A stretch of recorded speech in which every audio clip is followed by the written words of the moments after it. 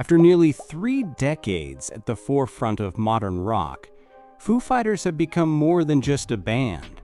They become a story of survival.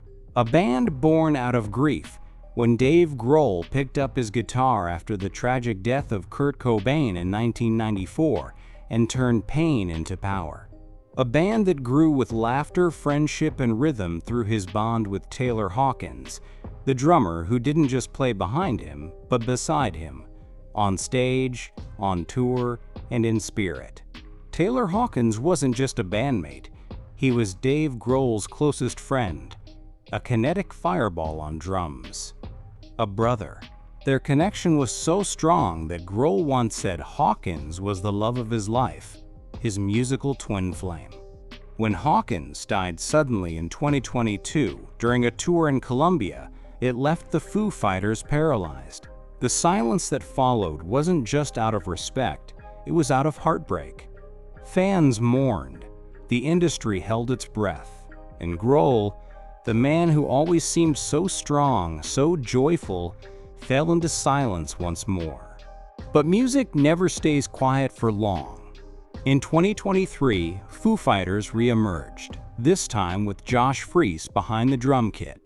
An incredibly skilled and deeply respected session drummer, Freese had played with 9 Inch Nails, A Perfect Circle, Devo, The Vandals, and more. He had been in the room with legends. He knew how to lead and how to follow. For Grohl and the band, Freese was a steady hand in a time of emotional turbulence.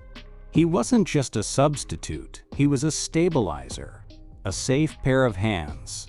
For nearly 2 years, Freese played alongside the band with dignity, humility, and grace. He didn't try to be Taylor. He didn't need to. He played in honor of him. And for a time, it felt like the band had found a new rhythm. Then, without warning, that rhythm changed. On May 12, 2025, Josh Freese revealed that he had been dismissed from the band, with no public announcement, no press release, and no clear reason. The news was delivered over a phone call. For a drummer of Freese's caliber, with over 30 years of experience, it was unexpected. In a statement, Freese said, "I'm not angry. I'm just shocked and a little heartbroken." It was a quiet goodbye, tinged with disappointment.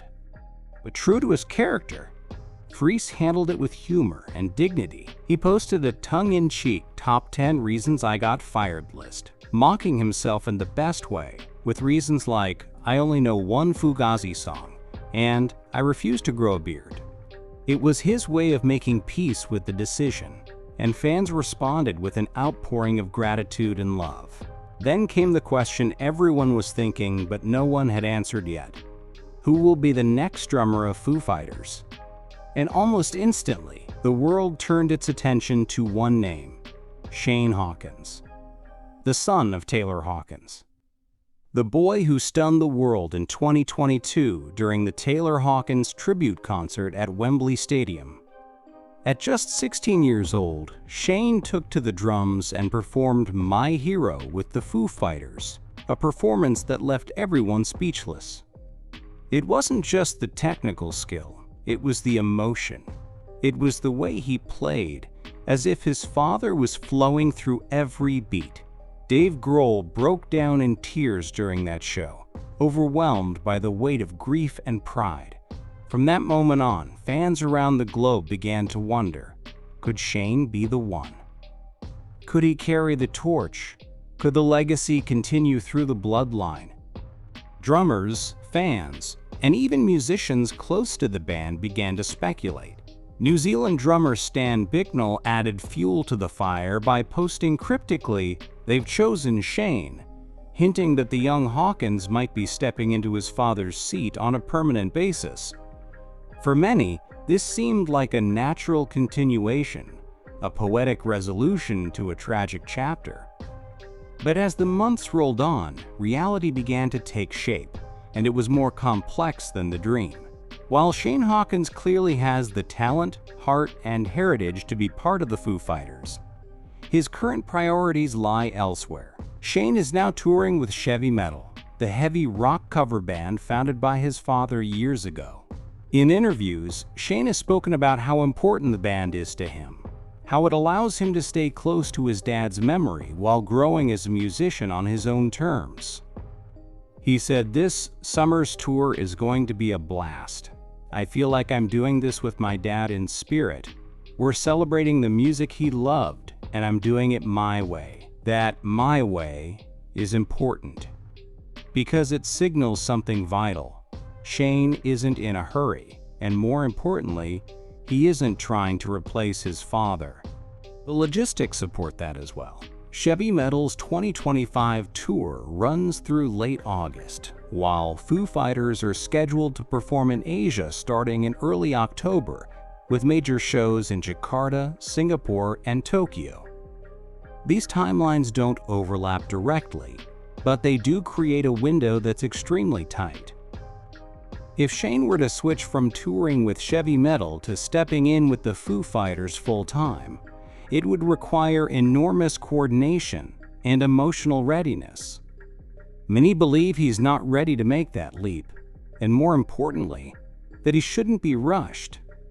He's only 18, he's growing, he's evolving, and the Foo Fighters seat is no ordinary gig.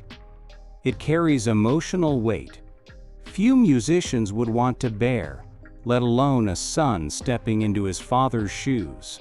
Dave Grohl knows that, and that's why, despite all the speculation, he hasn't made any grand announcement. Those close to him say Grohl is letting Shane find his own beat, offering support, perhaps even mentorship, but never pressure. Grohl has built Foo Fighters around empathy, connection, and trust. He wouldn't compromise those values now, especially with someone as close to his heart as Shane. So who will be the next drummer of the Foo Fighters? The answer is still unwritten. It may be Shane someday, it may be someone else tomorrow. But what matters most is that the band continues, with heart, with purpose, and with reverence for everything they've been through. Because Foo Fighters were never about perfection, they were about resilience. From Nirvana's ashes to Taylor's tragic loss, Dave Grohl has always found a way to turn sorrow into song, memory into melody, and grief into greatness. And as he stands on stage once again, guitar in hand, lights overhead, and the drums behind him roaring into the night, the beat may be different, but the mission remains the same: to feel, to heal, to honor, and to keep playing.